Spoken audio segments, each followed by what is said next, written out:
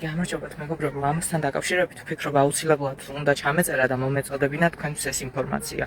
ცარუკიანების ოჯახი, ძმები ძალიან ცუდად ეხებიან არა მხოლოდ ილიას, არამედ უკვე სრულიად საქართველოს. დავურთავ მე აქ ვიდეოს, კარგად მოისმინეთ ეს ვიდეო რუსულ ენაზეა, ვინც არ იცით რუსული. მე ამას ვერ გითარგმნით, იმიტომ რომ ძალიან ბინძურად ეხებიან, როგორც ქართველ ერს, ასევე თვით ილიას. Განაჩენებობა საფონდა ოფიციალური Instagram გვერდიდან ყურადღებით მოუწევთ. Я скажу так, если вы считаете, что можно Илью защищать, честно, я зачем это все начинаю? Я не знаю, один в жопу долбится, я так скажу, а второй думает, что это кумир их. Но если ваш кумир такой, и вы считаете, что это по-мужски, вот так высказываться, ну не знаю, может для грузинов это и нормально вот так высказываться, да, считать, что их кумир в жопу долбится, это тоже нормально. Ну, в общем, я в принципе, кто я такой, чтобы осуждать, но если вам нравятся такие кумиры, дальше как бы сами делайте. В общем, давайте на этом дискуссию закончим. Я думаю, что она бессмысленная.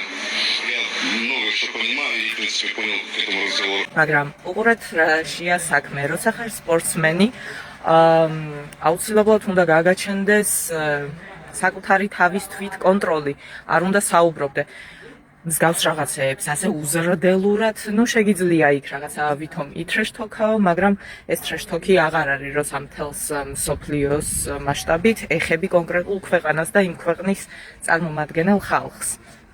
ხო და მეგობრებო, რა ვიცი, თერთმეტში აპირებენ, როგორც ვიცი, მანდ ჩამოსვლას ხო საქართველოში ესენი მსგავსი კომენტარის შემდეგ ჩამოდიან საქართველოში. მე მოგაწოდებთ ასევე ერთ ინფორმაციას, როცა ვიყავი სამოდელო კარიერით დაკავებული, ერთ-ერთ წელს, ზუსტად არ მახსოვს, 2017 წელი იყო თუ 2016 წელი იყო, ან 18 წელი ზუსტად არ მახსოვს, მოკლედ, მაგრამ შანხაიში იმართებოდა ვიქტორია სეკრეტის შოუ.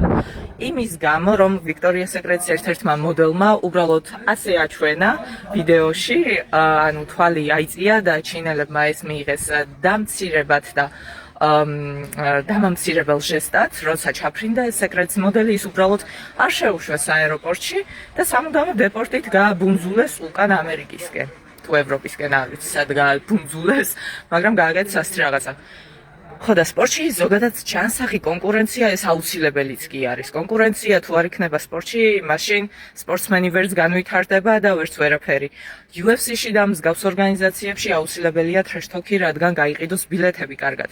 მაგრამ ეს უკვე ყველანაირი ტრეშთოქის და კონკურენციის რამკებს ცდება, როცა ადამიანები, ვითომ კაცები ეხებიან ერთ კაცს, ქართველს და მასთან ერთად მთელს საქართველოს და მთელს ქართველებს ხარშავენ ერთ ქვაბში და ცუდად მოიხსენიებენ.